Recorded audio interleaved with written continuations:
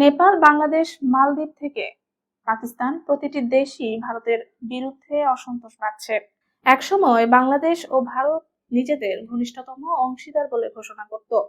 1971 সালে বাংলাদেশের স্বাধীনতার সময় ভারতের সমর্থন এবং আওয়ামী লীগের উপর প্রভাব ছিল উভয়ের সম্পর্কে বিশেষ মাত্রা যোগ করা উপাদান। কিন্তু 2024 সালে ছাত্রদের নেতৃত্বে গণ অভ্যুত্থানে প্রধানমন্ত্রী শেখ হাসিনা ক্ষমতাচ্যুত হওয়ার পর সেই সম্পর্ক দ্রুত অবনতি ঘটে। জনগণের অধিকারের পক্ষে অবস্থান না নিয়ে নয়াদিল্লি হঠাৎ ভিসা প্রক্রিয়া বন্ধ করে দেয় এবং অভ্যুত্থানে বহু মানুষের মৃত্যুর দায়ে দণ্ডপ্রাপ্ত শেখ হাসিনাকে আশ্রয় দেয়, যা বাংলাদেশে ভারত বিরোধী মনোভাবকে আরো তীব্র করেছে। যুক্তরাষ্ট্রের ইউনিভার্সিটি অফ কেন্টাকির রাষ্ট্রবিজ্ঞানী ডক্টর নজরুল সাকিবের মতে, বাংলাদেশ, শ্রীলঙ্কা এবং মালদ্বীপে যেসব অগণতান্ত্রিক কাঠামো তৈরি হয়েছিল তা অনেকাংশে ভারতের নীরব সমর্থনে সম্ভব হয়েছে।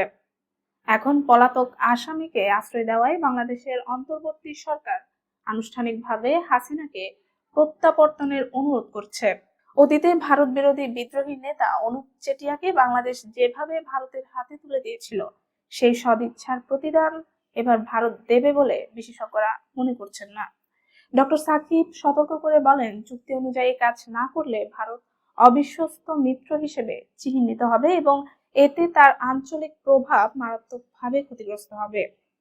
পাকিস্তানের সঙ্গে ভারতের সম্পর্ক বরাবরই উত্তেজনাপূর্ণ, তবে বিশ্লেষকদের মতে বর্তমানে পরিস্থিতি অতীতের যে কোনো সময়ের চেয়ে খারাপ। তিনটি যুদ্ধ সত্ত্বেও টিকে থাকা 1960 সালের বিশ্বব্যাংক মধ্যস্থতাধীন সিন্ধু জল বন্টন চুক্তি 2025 সালে একতরফাভাবে স্থগিত করেছে নয়াদিল্লি। কাশ্মীরের সন্ত্রাসী হামলার দায় পাকিস্তানের উপর চাপিয়ে সীমান্তের ওপারে ভারতীয় অভিযান পরিস্থিতিকে আরো অস্থিতিশীল করে তোলে। বর্তমানে দুই দেশের কূটনৈতিক যোগাযোগ, বাণিজ্য ও সাংস্কৃতিক বিনিময় সবই প্রায় বন্ধ। নেপাল ভারতের সঙ্গে সম্পর্কের টানাপোড়েনের স্পষ্ট উদাহরণ। 2008 সালে রাজতন্ত্র বিলুপ্তির পর নেপাল স্বাধীন পররাষ্ট্রনীতি গ্রহণ করে। 2015 সালে নতুন সংবিধানকে কেন্দ্র করে মতিসি আন্দোলনের সময় ভারত অঘোষিত অবরোধ আরোপ করেছিল বলে অভিযোগ ওঠে, যা নেপালে ভারতের ভাবমূর্তিকে মারাত্মকভাবে ক্ষতিগ্রস্ত করে।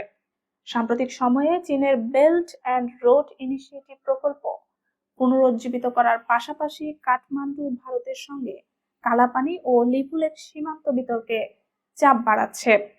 ভারতের নির্মিত 80 কিলোমিটার সড়ক নিয়েও নেপালের তীব্র অসন্তোষ রয়েছে। মালদ্বীপেও ভারতের প্রভাব কমছে। 2023 সালে মোহাম্মদ মুইজ্জু প্রেসিডেন্ট নির্বাচিত হওয়ার পর তিনি প্রকাশ্যে ঘোষণা করেন, মালদ্বীপ ভারতের নিরাপত্তা প্রভাব থেকে দূরে সরে যাবে।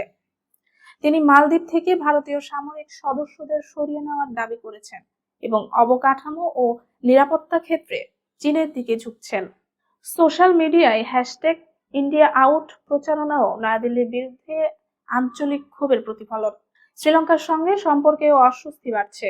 2022 সালের অর্থনৈতিক সংকটে ভারত দ্রুত $4 বিলিয়ন সহায়তা দিয়েছিল, কিন্তু আদানি গ্রুপের উইন্ড পাওয়ার প্রকল্প নিয়ে তীব্র বিতর্ক সৃষ্টি হয়। সমালোচকদের অভিযোগ, নয়াদিল্লির লবিং এ এই প্রকল্পটি এগিয়েছে এবং ট্যারিফ স্থানীয় বিকল্পের তুলনায় বেশি। মোদি আদানির সম্পর্ক নিয়েও প্রশ্ন তুলেছে বিরোধী মহল। শ্রীলঙ্কা এখন একদিকে আদানি প্রকল্প পুনর্বিবেচনা করছে, অন্যদিকে ভারতের নিরাপত্তা উদ্বেগ প্রশমনের জন্য চীনা গবেষণা জাহাজের সফর সীমিত করছে। বিশ্লেষকরা বলছেন, শ্রীলঙ্কার এই দ্বিমুখী কূটনৈতিক বার্তা তার অবস্থানকে আরো দুর্বল করে তুলেছে।